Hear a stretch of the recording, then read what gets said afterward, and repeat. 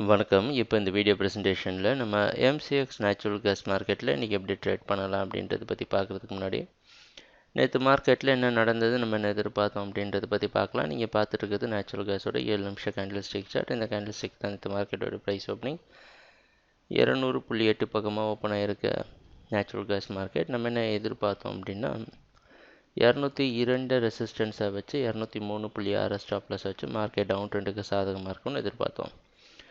Price open ஆனது market பல முறை 202ல் ரெசிஸ்டன்ஸ் எடுத்திருக்கு.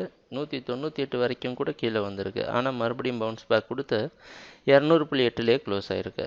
சொல்லப்போனால் நியூட்ரல் மார்க்கெட், ஆனால் 202 மறுபடியும் ஒரு ஸ்ட்ராங்கான ரெசிஸ்டன்ஸாக இருந்திருக்கு. இன்றைக்கி மார்க்கெட்டோட ஓப்பனிங் நேற்று எங்கே க்ளோஸ் ஆச்சோ அது பக்கமே ஓப்பன் ஆகிறதுக்கு வாய்ப்பு இருக்கிற மாதிரி வெளிநாட்டில் இருக்க நைமேக்ஸ் மார்க்கெட் வச்சு பார்க்குறப்ப தெரியுது. அந்த அடிப்படையில் தொடர்ந்து மார்க்கெட் டவுன் ட்ரெண்டுக்கு சாதகமாக இருக்கும்னு எதிர்பார்க்குறோம். நம்ம ட்ரேடிங் திட்டத்தில் மாற்றம் எதுவும் கிடையாது.